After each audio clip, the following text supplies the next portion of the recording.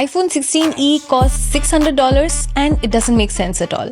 It's one of the most unanimously hated phones by tech YouTubers online. Everybody is ranting about its price, lack of magsafe, 60Hz display, and so on. I'm not here to review this phone, say it's good or bad, but there are some things many tech YouTubers are missing. And I want to share my views and maybe who this phone might be for. Let's talk about who this phone is not for. If you're someone who looks at specs like processor cores and camera aperture, then this phone is not for you. If you say things like 60Hz OLED display, USB 3.0, this phone is not for you. If you have an iPhone 13 Pro or later, then this phone is not for you. If you take extensive photos and maybe professionally, this phone is not for you. People who are pretty upset online, most people fall under this category. But trust me, there is a large demographic who are outside these circles who just want to get their first iPhone and they want the cheapest and newest iPhone possible. For them, the 16e might be the phone. Just keep in mind, the 16e is the cheapest iPhone, but it's not budget iPhone. Okay, what about getting the iPhone 15 Pro used or refurbished instead of the iPhone 16e? I thought to myself for a second, if I had to buy an iPhone for my parents, would I buy the iPhone 15 Pro or this iPhone 16e? My choice was not immediately the iPhone 15 Pro. I'll tell you why. But that also means there is a small but definitely a place for this iPhone. Now let's talk some details. Let's start with the battery, which is one of the most important things for a non-techie like my parents. The battery life on the 16e is insane for its size. It has a larger battery too, compared to the iPhone 16 or iPhone 15 Pro. I use an iPhone 15 Pro and my husband uses an iPhone 16 Pro Max, and this 16e delivers a battery close to iPhone 16 Pro Max. I can comfortably get through a whole day without worrying about a dead phone. That is unbelievable in this small body. And I've said this before in my previous videos, the battery life on my iPhone 15 Pro sucks. I can't get through a whole day without charging twice or sometimes even thrice. If you like specs, the 15 Pro has close to 3200 mAh battery, while the 16e has over 4000 mAh battery. That's again close to 25% more battery capacity. I FaceTime my parents daily, which also means that they talk the same amount of time, maybe even more. And I can understand the frustration that would cause them getting a Pro phone, which cannot sustain for a day, and instead, this 16e, which will comfortably last them for a whole day. Now, the camera. It just has a single camera on its back. It's a 48 megapixel camera. That should be terrible, right? No ultra-wide, no 3x telephoto, no cinematic video, no action mode, no raw photos. That's a lot of missed features.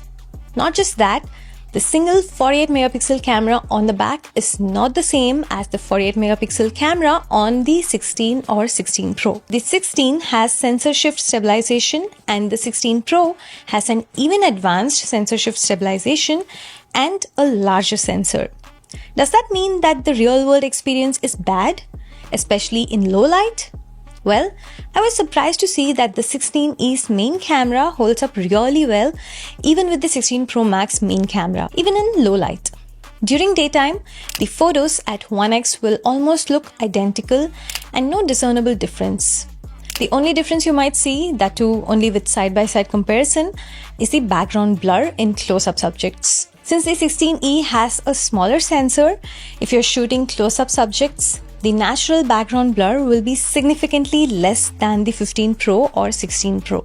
Otherwise, the camera holds up really well. During nighttime or low light, the 16e actually surprised me a few times. Why? It took better photos than the 16 Pro Max. How is that even possible? It took some experimenting to figure it out. You see, since the 16 Pro Max has sensor shift stabilization, it takes a quick snap and use software to correct the noise and details. The 16e, with its smaller sensors, it could turn on night mode and take long exposure photos. But this meant my 16 Pro Max photos had much less details than the 16e.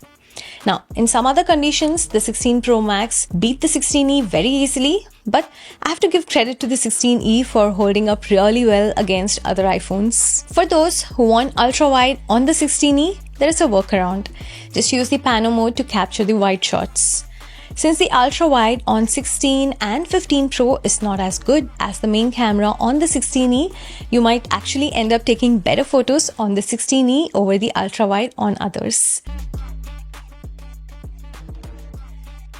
Now, this doesn't help in all cases like moving subjects or videos, but some may get around this. I really miss the telephoto and macro modes though. Telephoto portraits look so much better than 1x or 2x portraits. But if 16 is not getting telephoto, 16E is definitely not getting it. I do want to call out one thing. The 16E looks beautiful, even more than the 16 or 16 Pro phones. There is no camera island, there are no multiple lenses that sticks out, the colors are subtle and classy. It gives me serious iPhone 4 vibes, and I can tell that this is the best looking phone in the iPhone 16 series. It feels very light in my hands too. Now, I want to address one big rant about this phone. Apple deliberately removed the MagSafe magnets on the back of this phone, and the internet is going wild. Let me ask you, how many of you watching this video are using your phones without a case?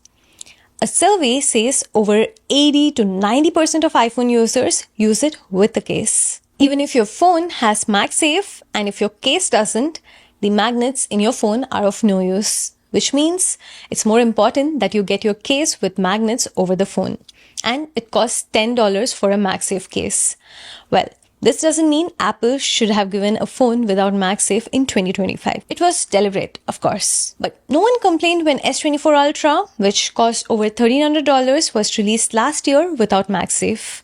At $600, I can give it a pass, especially when most people use it with a case. Okay, I've been saying that this phone is for someone who just wants a new and cheap iPhone without bells and whistles.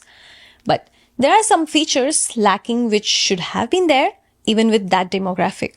First, like I said, ultra-wide camera with macro mode.